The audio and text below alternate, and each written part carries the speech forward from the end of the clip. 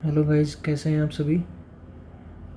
आज का हमारा क्वेश्चन सेशन का सीरीज़ है जिसको हम भी शुरू करने वाले हैं। तो आप हमें बताइए कि आपको हमारा क्वेश्चन सेशन कैसा लग रहा है, कुछ समझ में आप लोगों को आ रहा है या नहीं। कुछ डाउट है तो हमसे आप पूछिए और हमारे साथ में इसी तरह से बने रहिए। आज के सेशन में हमारा फर्स्ट क्वेश्चन है, the client is receiving total parenteral nutrition, which lab test should be evaluated why the client is receiving TPN एक पेशेंट को चल रहा है। तो इनमें से कौन सा टेस्ट है, कौन सा लैब टेस्ट है जिसको हम बीच में चेक करना है जब पेशेंट को पेरेंटल ट्रांसफ्यूजन चल रहा है। पेरेंटल न्यूट्रिशन एक ऐसा मीडियम है न्यूट्रिशन देने का जब पेशेंट का जीआईटी डिस्टर्बेंसेस है या कोई गैस्ट्रिक सर्जरी हुआ है जिसमें पेशेंट को फूड इंटेक के लिए मना किया गया है। तो हम दूसरे मोड के थ्रू, यानी कि एक पेरेंटल न्यूट्रिशन का एक बैग आता है जिसमें न्यूट्रिशन कैप्ड रहता है, उसको हम आईवी लाइन के थ्रू पेशेंट को देते हैं। अब जैसे आईवी फ्लूइड देते हैं ऐसे ही पेरेंटल न्यूट्रिशन को दोनों ही मीडियम से दिया जा सकता है। दोनों मीडियम से मीन्स एक तो पेरिफेरल, इसको हम वीनस रूट से देते हैं, और तो पेरिफेरल वीनस के थ्रू या सेंट्रल वीनस जैसे सबक्लेवियन वेन के थ्रू या जुगुलर वेन के थ्रू दे सकते हैं। पेरिफेरल मीन्स जो लिम्ब और एक्सट्रीमिटीज़ के जो वेन्स हैं उसके थ्रू भी हम उसको दे सकते हैं। इसमें पेशेंट के लिम्ब की जो वेन्स हैं या सबक्लेवियन और जुगुलर वेन्स जो है उसमें हम एक कैथेटर इंसर्ट कराते हैं और उस कैथेटर को हम उस पेरेंटल न्यूट्रिशन से कनेक्ट कर देते हैं। पेरेंटल न्यूट्रिशन पेशेंट को चलता रहता है। ये इंटरमिटेंट भी हो सकता है, पेरेंटल न्यूट्रिशन इंटरमिटेंट भी हो सकता है और कंटिन्यूस भी हो सकता है। कंटिन्यूस मीन्स पेशेंट को न्यूट्रिशन 24 आवर्स इन्फ्यूज़ होगा, यानी कि 24 आवर्स चलता रहेगा। और इंटरमिटेंट न्यूट्रिशन में 12 आवर्स रहेगा, जैसे नाइट में गया है तो डे का हम स्किप कर देंगे, फिर नाइट में जाएगा, फिर 12 आवर्स के लिए ऑफ रहेगा, इस तरह से। तो जो पेशेंट के सेंट्रल वेनस और पेरिफेरल वेनस में हम जो न्यूट्रिशन ट्रांसफ्यूज कर रहे हैं या इन्फ्यूज़ करा रहे हैं उसको हम पेरेंटल न्यूट्रिशन बोलते हैं। पेरेंटल न्यूट्रिशन ऐसे पेशेंट को दिया जाता है जिनका जीआईटी डिस्टर्बेंस रहता है। तो हमें पता करना है कि ऐसे कौन सा टेस्ट है जो हम बीच जब ट्रांसफ्यूजन पेशेंट को चल रहा है या जब हम रोक रहे हैं तो करेंगे, या जो ज़्यादा यूज़फुल टेस्ट है वो हम करेंगे।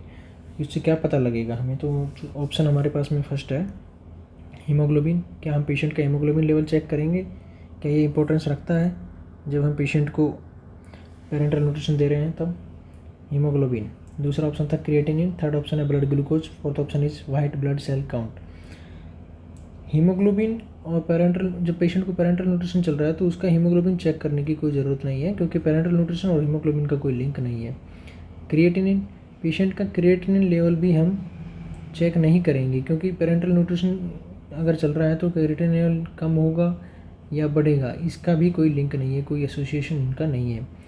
ब्लड ग्लूकोज लेवल और डब्ल्यूबीसी काउंट भी पेशेंट के पेरेंटल न्यूट्रिशन ट्रांसफ्यूजन पे डिपेंड नहीं करता है, कम होगा या ज़्यादा होगा, इससे पेरेंटल न्यूट्रिशन से डब्ल्यूबीसी के काउंट पे कोई फ़र्क नहीं आता है।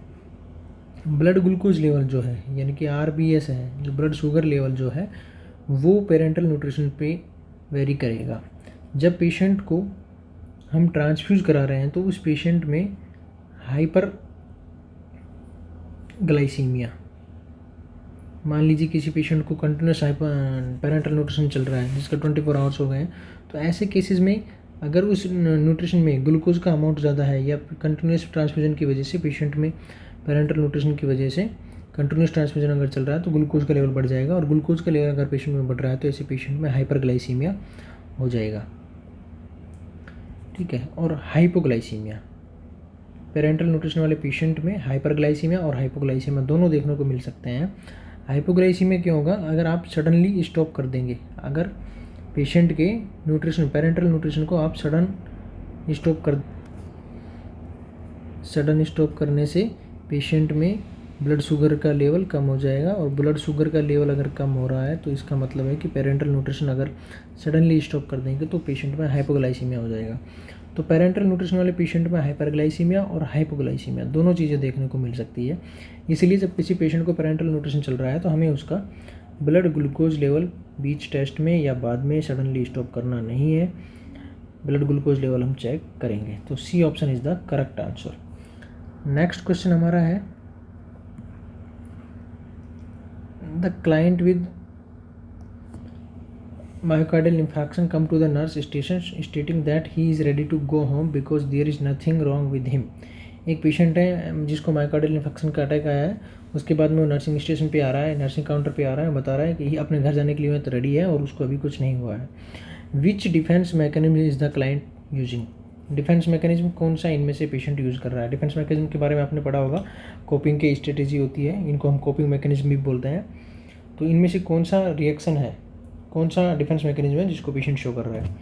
रेशनलाइजेशन, डिनाइल, प्रोजेक्शन और कन्वर्जन रिएक्शन. रेशनलाइजेशन का मतलब होता है मेकिंग एक्सक्यूजेस. पेशेंट एक्सक्यूज कर रहा है, एक्सक्यूज बना रहा है क्या यहाँ पे. क्या पेशेंट एक्सक्यूज कर रहा है कि उसको एमआई का इन्फेक्शन हो गया है और उसको घर पे जाना है, ये सब बता रहा है और पेशेंट रेडी है. There is nothing wrong with him, और मना कर रहा है कि उसके साथ में कुछ नहीं हुआ है. क्या ये एक्सक्यूज कर रहा है. डिनाइल, या पेशेंट मना कर रहा है, क्लियर कट मना कर रहा है, denial. Projection means blaming others, क्या वो दूसरों को ब्लेम कर रहा है, नहीं. कन्वर्जन रिएक्शन, कन्वर्जन रिएक्शन का मतलब होता है साइकोलॉजिकल सिम्टम्स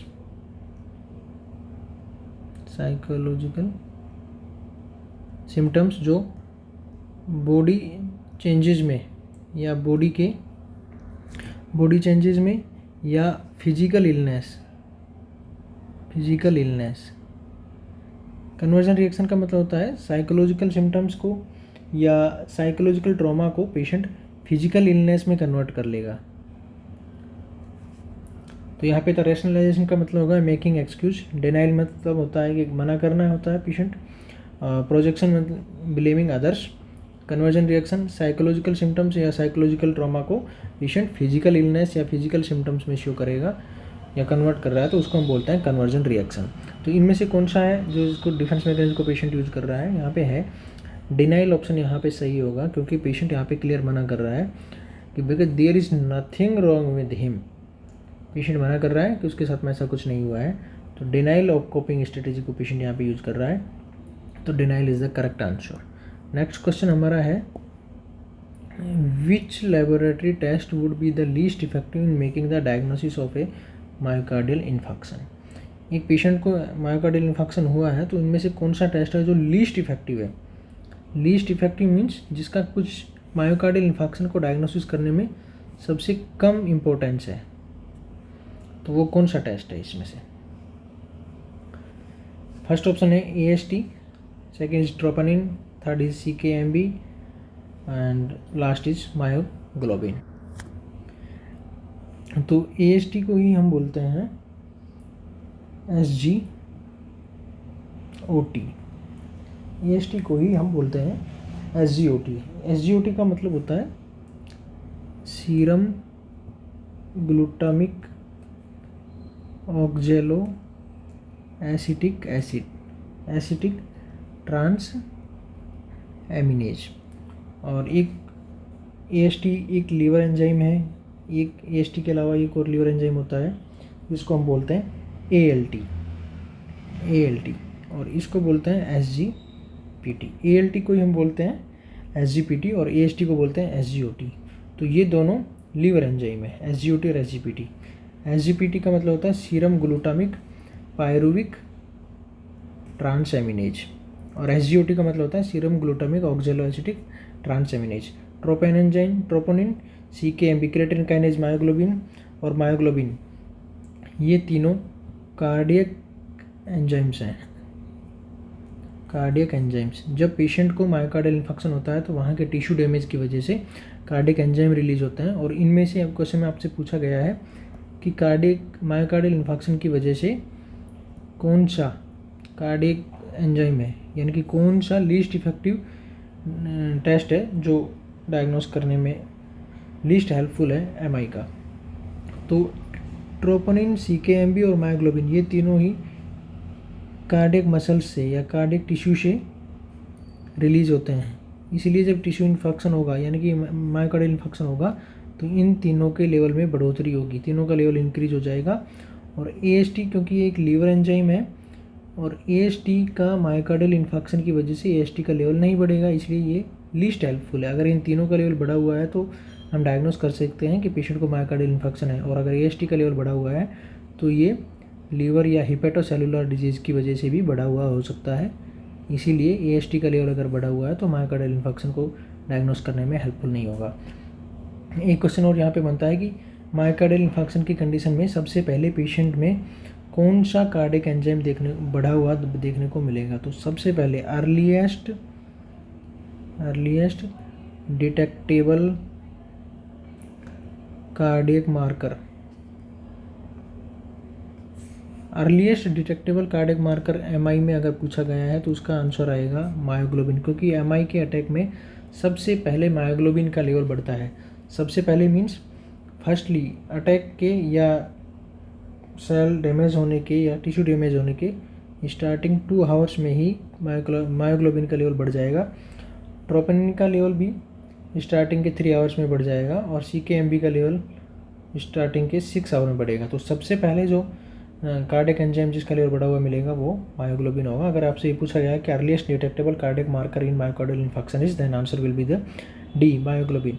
बट इस क्वेश्चन का आंसर A होगा, क्योंकि AST जो एक हिपेटोसेलुलर डिजीज़ की वजह से AST का लेवल बढ़ जाता है, और ये मायोकार्डियल इन्फेक्शन को डायग्नोस करने में कोई भी हेल्पफुल नहीं है। इसलिए हमसे पूछा गया था कि लीस्ट इफेक्टिव कौन सा है, तो least effective is the AST। Next question हमारा है, the licensed practical nurse assigned to the post-partum unit preparing to administer Reogum to a postpartum client. Which woman is not a candidate for Reogum? देखिए, आपसे यहाँ पे पूछा गया है कि एक लाइसेंस प्रैक्टिकल नर्स है, पोस्टपार्टम यूनिट में काम कर रही है, और एक पेशेंट को रियोगम एंटी डी का इंजेक्शन देना है पोस्टपार्टम क्लाइंट को। Which women is not a candidate for RhoGAM. तो रियोगम किस पेशेंट को हम नहीं देंगे या किस वुमेन को नहीं देंगे, आपको पता होना चाहिए। एंटी-डी जो मेडिकेशन है, एंटी-डी का जो इंजेक्शन है, वो ऐसे पेशेंट को दिया जाता है जो कि खुद RH नेगेटिव है और उसका जो बेबी डिलीवर हुआ है वो RH पॉजिटिव है। तो RH नेगेटिव मदर को RH पॉजिटिव बेबी अगर हो रहा है तो ऐसे केसेस में हम उसको एंटी-डी का इंजेक्शन लगाते हैं। तो ऑप्शन में आपके पास दिया गया है first option A, gravida 4th para 3, that is RH negative with an RH positive baby. ऐसे पेशेंट को, जो पेशेंट RH नेगेटिव है, यानी कि कैंडिडेट वुमेन RH नेगेटिव है और उसको बेबी जो पैदा हुआ है, बेबी डिलीवर जो हुआ है वो RH पॉजिटिव है, ऐसे पेशेंट को हम रियोगम का इंजेक्शन देते हैं। तो क्वेश्चन में आपसे पूछा गया है कि which women is not a candidate for RhoGAM, आप किस पेशेंट को या किस वुमेन को रियोगम नहीं देंगे। तो इसका आंसर आएगा ऑप्शन D, क्योंकि ऑप्शन D में ही बताया गया है a gravida 4th para 2 that is RH negative with a RH negative baby. अगर मदर भी RH नेगेटिव है और बेबी भी RH नेगेटिव है तो उसको हम रियोगम या एंटी-डी का इंजेक्शन नहीं देंगे। अगर मदर RH नेगेटिव है और बेबी RH पॉजिटिव है तो उसको हम इंजेक्शन देंगे एंटी-डी का। तो यहाँ पे देखिए RH negative mother with RH positive baby है तो इसको हम देंगे। RH negative mother with an RH positive baby, इसको भी हम देंगे। RH negative admit after still birth delivery means baby death हो चुका है, तो इस वाले केसेस में भी हम रियोगम का इंजेक्शन या एंटी-डी का इंजेक्शन देंगे। यहाँ पे क्वेश्चन हमसे पूछा गया था which is not a candidate for RhoGAM. Candidate कौन नहीं है, जो खुद भी RH नेगेटिव है और बेबी जो डिलीवर हुआ है वो भी RH नेगेटिव है, इसलिए ऐसे पेशेंट को हम एंटी-डी का इंजेक्शन नहीं देंगे। तो D option is the correct answer. Next question हमारा है,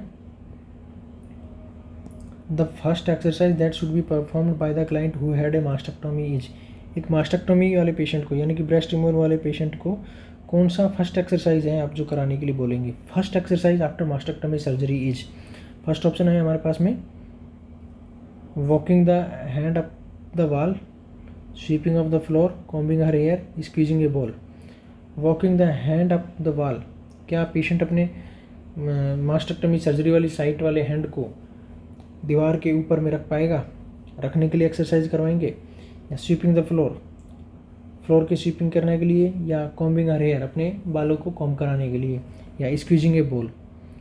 जब पेशेंट को मास्टेक्टोमी का सर्जरी हुआ है तो उसमें क्वेश्चन आपसे पूछा गया फर्स्ट एक्सरसाइज जब हम कराते हैं तो वो एक्सरसाइज होता है स्क्वीजिंग ए बोल। स्क्वीजिंग ए बोल मीन्स लाइक जैसे हम अपना फिस्ट बनाते हैं, मुट्ठी जैसे हम अपनी बनाते हैं, ऐसे ही बार बार मुट्ठी बंद करना और ओपन करना, बंद करना और ओपन करना। ऐसे ही बॉल को हम अपने पाम में रखेंगे और उसको स्क्वीज करेंगे और रिलैक्स करेंगे, स्क्वीज करेंगे और रिलैक्स करेंगे। तो ये फर्स्ट एक्सरसाइज होगी। बाकी combing her hair, sweeping of the floor, walking the hand of the all, these all will be carried out by the patient after the at least 1 week of surgery। अगर patient को 1 week से ज़्यादा हो गया surgery का, उसके बाद में हम ये बाकी एक्सरसाइज कराने के लिए बोल सकते हैं। लेकिन यहाँ पे फर्स्ट एक्सरसाइज पूछा गया है क्वेश्चन में, तो first exercise is the squeezing a ball. Fist बनाने के लिए पेशेंट को बोलेंगे और जैसे कि बॉल को अपने हाथ में लेके स्क्वीज करेंगे और रिलैक्स करेंगे। तो squeezing the ball is the first exercise that would be performed by the patient of the mastectomy after the surgery। D option is the correct answer। next question हमारा है, the client is scheduled for a tensilon test to check for Myasthenia gravis। Myasthenia gravis वाले patient को एक tensilon test करना है। which medication should be kept available during the test। तो patient की tensilon test करते टाइम हम कौन सी मेडिसिन को रेडी करके रखेंगे। देखिए, सबसे पहले आपको पता होना चाहिए कि मिस्थेनिया ग्रेविस क्या होता है। मिस्थेनिया ग्रेविस एक न्यूरोमस्कुलर जंक्शन का डिजीज़ है, जहाँ पे नर्व मसल्स का जंक्शन होता है। उसमें जो एसिटाइल कोलिन है या एसिटाइल कोलिन बाइंडिंग रिसेप्टर्स जो है, इसके अगेंस्ट में एंटीबॉडी बनने की वजह से एसिटाइल कोलिन रिसेप्टर से बाइंड नहीं हो पाएगा। रिसेप्टर से बाइंड नहीं हो पाएगा तो मसल का स्ट्रेंथ नहीं रहेगा और मसल रिलैक्स रहेगी, कॉन्ट्रैक्ट नहीं हो पाएगी। तो ऐसे पेशेंट में जिसको मिस्थेनिया ग्रेविस है, which medication should be kept available during the test. Tensilon test करने के लिए कौन सी मेडिसिन उसके पेशेंट के पास में हमें रखनी पड़ेगी। देखिए, टेंसिलोन टेस्ट इसी को हम बोलते हैं एंड्रोफोनियम टेस्ट। एंड्रोफोनियम या टेंसिलोन टेस्ट एक सल्फेट।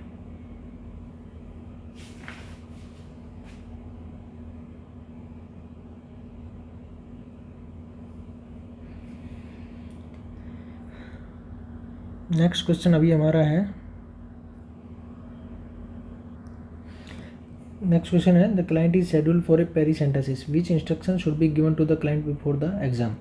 एक पेशेंट का पेरिसेंटेसिस होना है, which instruction should be given to the client before exam. तो एग्जाम से पहले यानी कि पेरिसेंटेसिस से पहले हम पेशेंट को क्या इंस्ट्रक्शन देंगे। You will need to lay flat during the exam, क्या पेशेंट को फ्लैट लाइंग पोजिशन में रखेंगे। नेक्स्ट ऑप्शन है, you need to empty your bladder before the procedure, तो क्या ब्लैडर को एम्प्टी कराने के लिए बोलेंगे। You will be asleep during the procedure, क्या पेशेंट बीच में सो सकता है, प्रोसीजर के बीच में सो जाएगा, ये हम बताएंगे पेशेंट को। या तो the doctor will inject a medication to treat your illness during the procedure, या पेरिसेंटेसिस के प्रोसीजर में हम कोई मेडिसिन पेशेंट को देंगे। यहाँ पे ऑप्शन चूज करना है आपको। तो पेरिसेंटेसिस आपको पता होना चाहिए क्या होता है।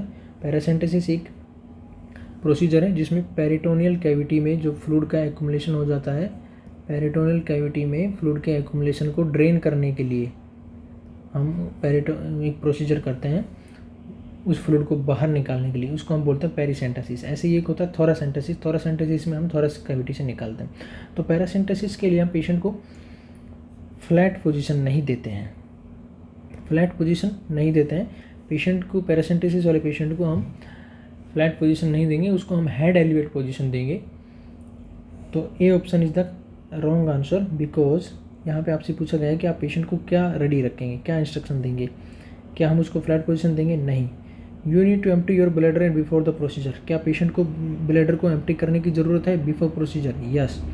पेशेंट को अपना ब्लैडर एम्प्टी करना पड़ेगा, क्योंकि जब हम पेरिसेंटेसिस के लिए नीडल को इंसर्ट करा रहे हैं फ्लूइड को ड्रेन करने के लिए, वहाँ पे इंसर्ट कराने के टाइम अगर पेशेंट का ब्लैडर डिस्टेंडेड है, डिस्टेंडेड ब्लैडर मीन्स पेशेंट के ब्लैडर में यूरिन का अमाउंट है, यूरिन अभी उसमें भरा हुआ है, तो ब्लैडर का साइज़ बड़ा रहेगा। और साइज़ अगर बढ़ा हुआ है और उस टाइम हम पेरिसेंटेसिस प्रोसीजर करने के लिए पेशेंट के एब्डोमिनल या पेरिटोनियल कैविटी में जब नीडल इंसर्ट करा रहे हैं, तो वो नीडल ब्लैडर को भी पंक्चर कर सकता है, इसलिए पेशेंट को ब्लैडर पंक्चर हो सकता है। इसीलिए हम पेशेंट को बोल देंगे कि आप पहले प्रोसीजर से पहले अपने ब्लैडर को एम्प्टी कर दीजिए।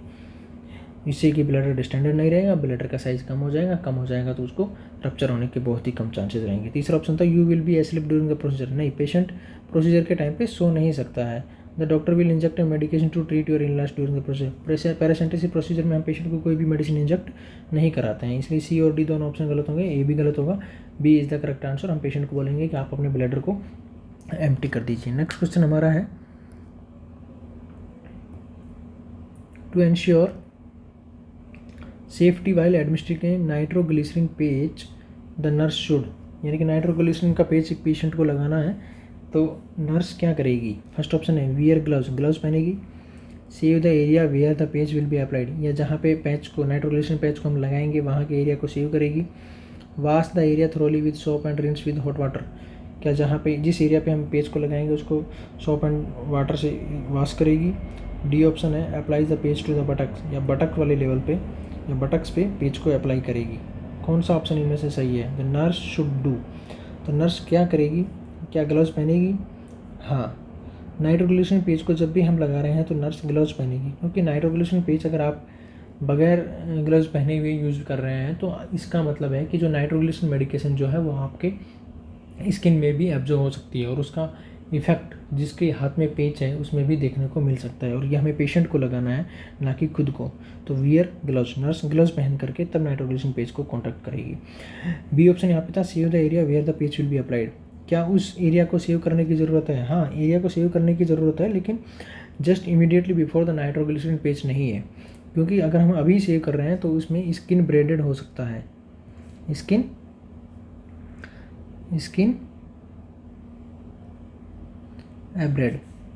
एब्रेड हो सकता है, इसका मतलब है कि स्किन वहाँ से कट सकती है, तो वहाँ पे ज़्यादा चांसेस रहेंगे नाइट्रोग्लिसरीन पेज को डायरेक्ट ब्लड कांटेक्ट में आने से। इससे ज़्यादा मेडिसिन का इफेक्ट जो हम डिजायर्ड इफेक्ट्स आ रहे हैं उससे ज़्यादा भी इफेक्ट आ सकता है, तो जस्ट इमीडिएटली हम उसको पार्ट को सेव नहीं करेंगे।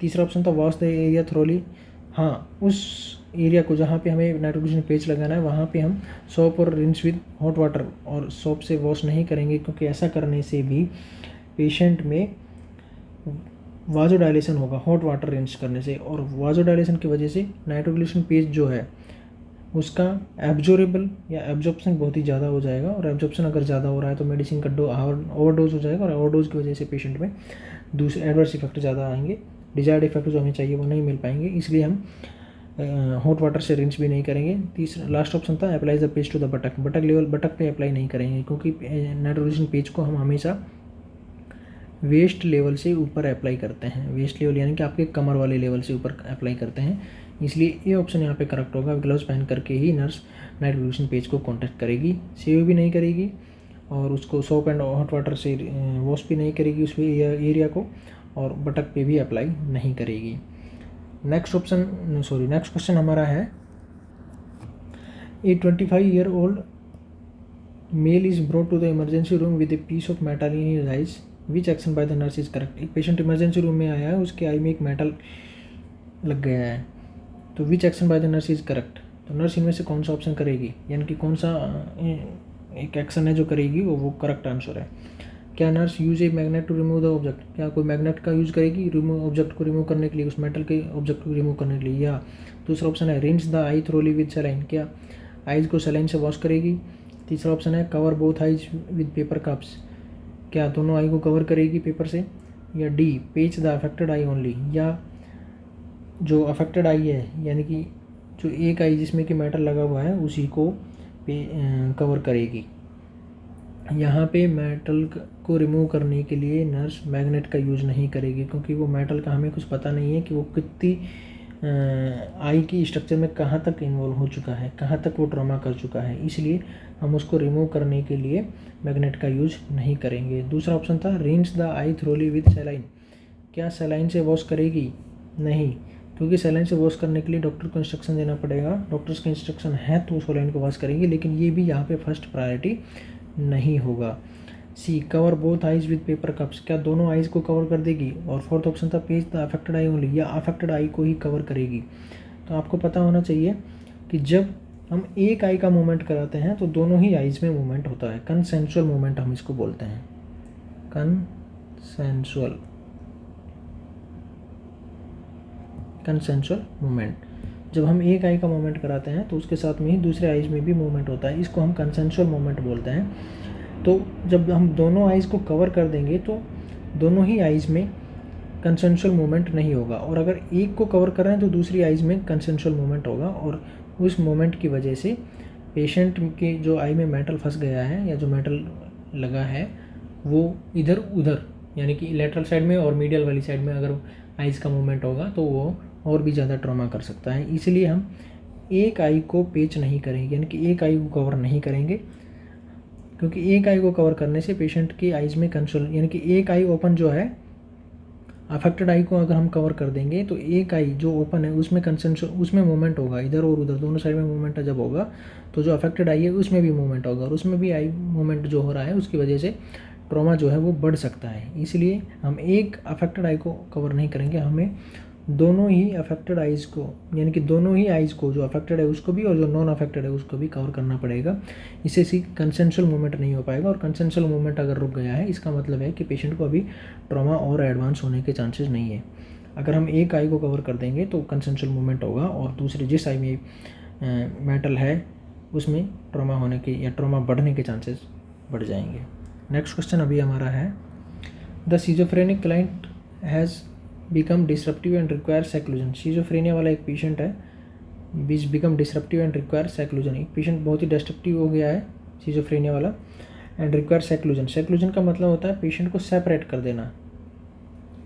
विच staff member can initiate seclusion. तो कौन सा स्टाफ है इनमें से जो सेक्लूजन प्रोसेस को स्टार्ट कर सकता है, यानी कि जो पेशेंट को सेपरेट कर सकता है। सिक्योरिटी गार्ड नहीं, सिक्योरिटी गार्ड को पेशेंट को सेक्लूजन करने की परमिशंस नहीं रहती है। रजिस्टर्ड नर्स, हाँ रजिस्टर्ड नर्स जो है वो पेशेंट को ऐसे डिसरप्टिव और जो पेशेंट सेक्लूजन जिनके लिए रिक्वायर होता है ऐसे पेशेंट्स को सेक्लूजन करने के लिए नर्स की अथॉरिटी होती है। नर्स रजिस्टर्ड नर्स जो है वो पेशेंट को सेक्लूज या सेक्लूजन पेशेंट का कर सकती है। लाइसेंस प्रैक्टिकल नर्स भी इसको नहीं कर सकती है, और नर्सिंग असिस्टेंट भी इसके लिए रेस्पॉन्सिबल नहीं है या अथॉरिटेटिव नहीं है। रजिस्टर्ड नर्स सेक्लूजन कर सकती है पेशेंट का, जो सिजोफ्रेनिया वाला पेशेंट यहाँ पे डिसरप्टिव हो गया है उसको। नेक्स्ट क्वेश्चन है, the nurse is assessing the client recently return from surgery, the nurse is aware that the best way to assess pain is to. एक पेशेंट सर्जरी होके वापस आया है तो nurse is aware that the best way to assess pain is. तो कौन सा ऐसा मीडियम है जिससे कि पेशेंट के पेन को असेस किया जा सकता है। Take the blood pressure, pulse and temperature. क्या ब्लड बीपी, पल्स और टेम्परेचर की वजह से आप पेशेंट का पता लगा सकते हैं कि पेशेंट को कितना पेन हो रहा है। या ask the client to rate is pain on a scale of 0 to 5, या पेशेंट को हम 0 से 5 के स्केल पर रेटिंग कराने के लिए बोलेंगे। थर्ड ऑप्शन है watch the clients facial expression, या पेशेंट के आप फेशियल एक्सप्रेशन से भी बता सकते हैं। या ask the client if he is in pen, या पेशेंट से पूछने से बता सकते हैं। देखिए यहाँ पे पेशेंट का सर्जरी हुआ है तो पेशेंट का हमें पता नहीं है पेशेंट जनरल एनेस्थीसिया में हुआ है या नहीं हुआ है, तो पेशेंट का फेशियल एक्सप्रेशन और asking the client, the patient can be confused after general anaesthesia, patient can be confused, sleepy. तो पेशेंट आप जो पूछना चाह रहे हैं उसको करेक्टली नहीं बता पाएगा कि कहाँ पे पेन है, क्या पेन है, किस तरह का पेन है, उसके फेशियल एक्सप्रेशन से भी आप पता नहीं कर सकते हैं। इसलिए ये दोनों ऑप्शन यहाँ पे गलत होंगे। Take the blood pressure, pulse and temperature. BP, pulse और टेम्परेचर ये तीनों वाइटल साइंस किसी दूसरी चीज़ के असेसमेंट के लिए यूज़ किए जा सकते हैं, जैसे कि पेशेंट को ब्लीडिंग तो नहीं हो रहा है, या वाज़ोवैगल अटैक तो नहीं है, फीवर तो नहीं हो रहा है। इसलिए इससे भी आप पेशेंट के पेन लेवल का पता नहीं कर सकते हैं। आप पेशेंट को 0 से 5 स्केल पर रेट कराने के लिए बोलेंगे, और 0 से 5 के रेटिंग स्केल पे आप पेशेंट का पेन लेवल को डिसाइड करेंगे। इसलिए B is the correct answer. Patient को हम बोलेंगे कि वो इस पर रेट करे 0 से 5 पे। ये हमारे लिए ईजी होगा और पेशेंट के लिए भी ईजी होगा, और हम पेशेंट के पेन लेवल का पता कर पाएंगे।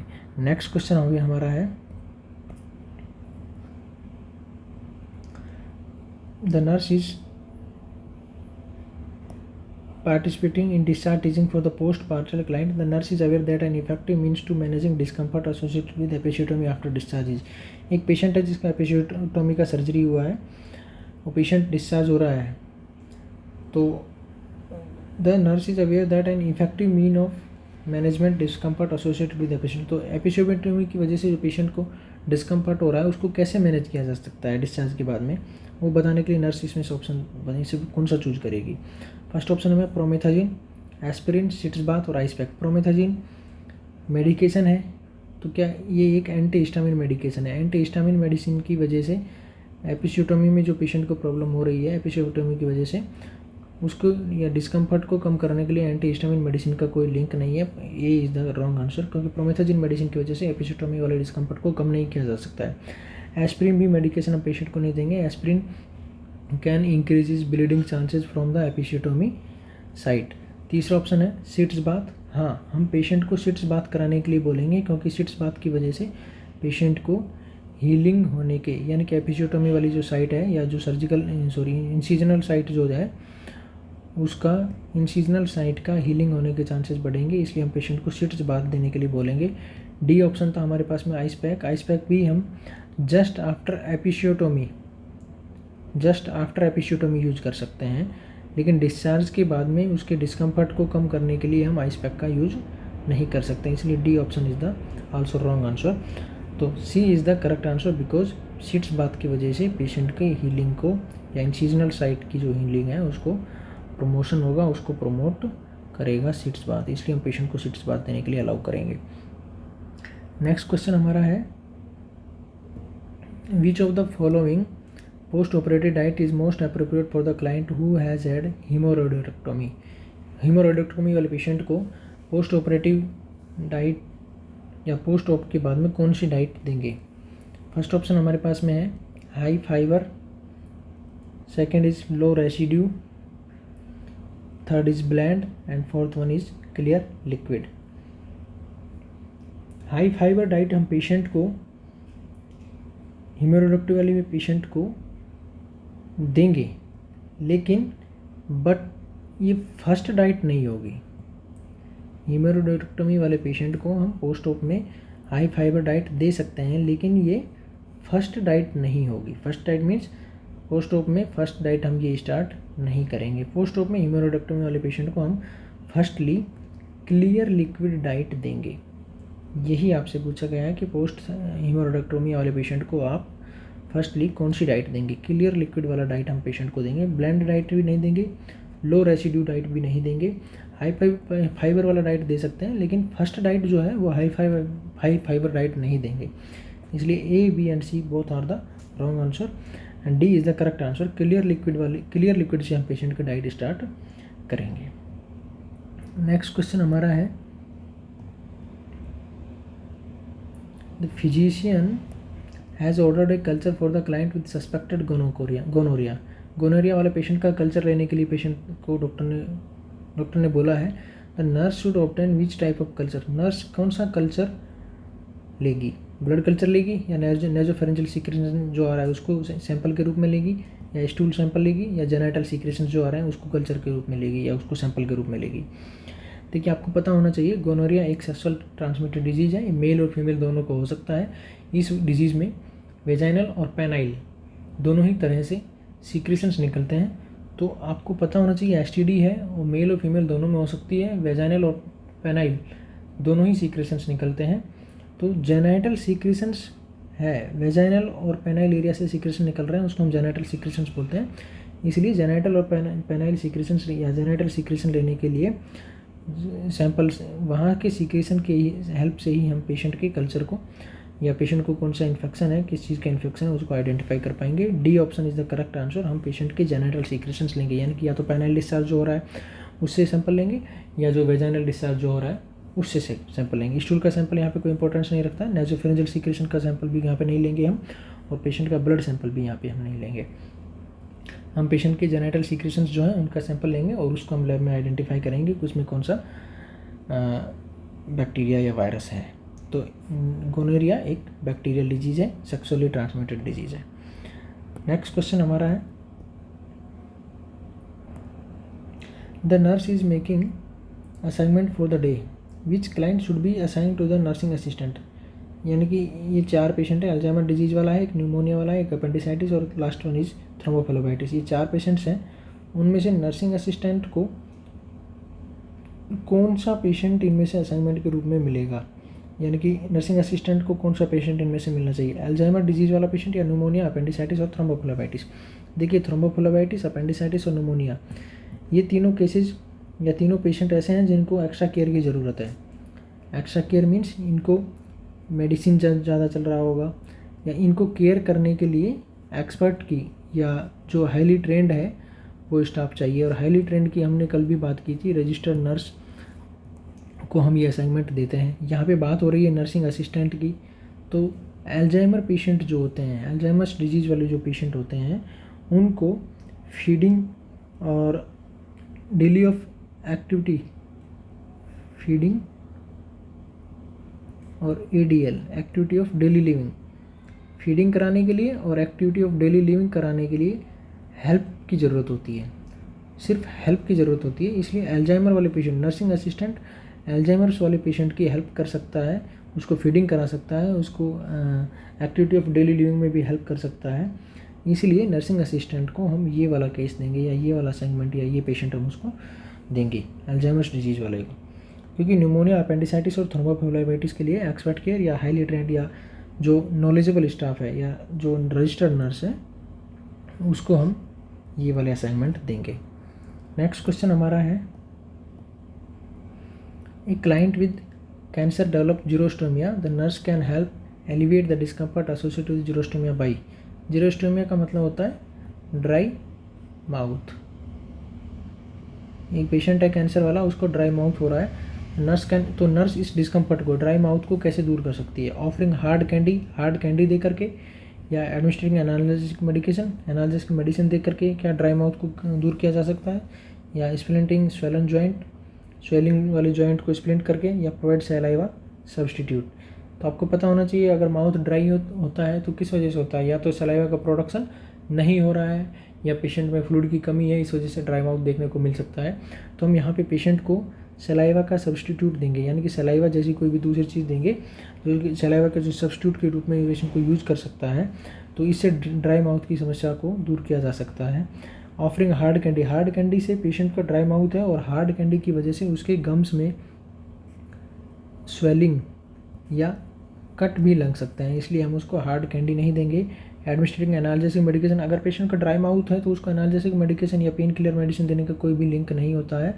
स्प्लिंटिंग स्वेलन जॉइंट, पेशेंट को स्वेलिंग जॉइंट है या स्वेलन जॉइंट को हम स्प्लिंट कर रहे हैं तो भी उससे ड्राई माउथ में कोई कमी नहीं आएगी, इसलिए ये तीनों ऑप्शन गलत हैं। D option is the correct, providing saliva substitute. D answer is the correct. Next question हमारा है,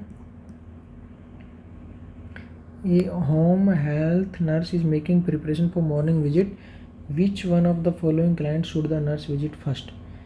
एक नर्स है, मॉर्निंग में विजिट करने का प्लान कर रही है home care, which one of the following client should be the nurse visit first, इनमें से कौन से पेशेंट को नर्स फर्स्ट विजिट करेगी? एक client with brain attack with tube feeding, एक पेशेंट है जिसको स्ट्रोक आया था और अभी ट्यूब फीडिंग पे है। बी, एक client with congestive heart failure complaining of night time dyspnoea, एक पेशेंट है कंजेस्टिव हार्ट फेलियर का और रात को उसको सांस लेने में या रेस्पिरेशन में दिक्कत हो रही थी, उस पेशेंट को मॉर्निंग में फर्स्ट विजिट करेगी। या एक client with thoracotomy 6 month ago, एक पेशेंट का थोरैकोटॉमी हुआ है 6 महीने पहले। थोरैकोटॉमी हमने कल बताया था, स्मॉल ओपनिंग क्रिएट की जाती है थोरैक्स में, उसको हम थोरैकोटॉमी बोलते हैं। To approach the lungs and cardiac या हार्ट और लंग्स या प्लूरल कैविटी तक पहुंचने के लिए हम जो थोरैक्स में होल क्रिएट कर रहे हैं उसको हम थोरैकोटॉमी बोलते हैं। या एक क्लाइंट विद पार्किंसंस डिजीज़, या पार्किंसन वाले डिजीज़ को पहले, पार्किंसन डिजीज़ वाले पेशेंट को फर्स्ट विजिट करेगी। देखिए स्ट्रोक वाले पेशेंट जो अभी ट्यूब फीडिंग पे है, वो एक पेशेंट ट्यूब फीडिंग ले रहा है और उसको पहले ही स्ट्रोक आया था, ना कि अभी रिसेंट अटैक है, इसलिए ये पेशेंट एक स्टेबल पेशेंट हो चुका है, इसको फर्स्ट विजिट करने की कोई ज़रूरत नहीं है।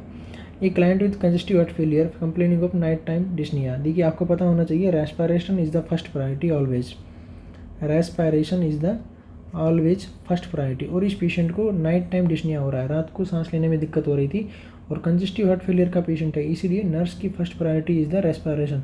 पेशेंट को रेस्पिरेशन का प्रॉब्लम है, इसलिए ये फर्स्ट प्रायोरिटी होगा और होम विजिट में नर्स सबसे पहले इसी पेशेंट को विजिट करेगी। D option, patient with thoracotomy 6 month ago, patient को थोरैकोटॉमी हुआ था वो भी 6 महीने पहले हुआ था, इसलिए ये पेशेंट भी अभी स्टेबल पेशेंट है, तो इसको भी फर्स्टली विजिट करने की या प्रायोरिटी देने की ज़रूरत नहीं है।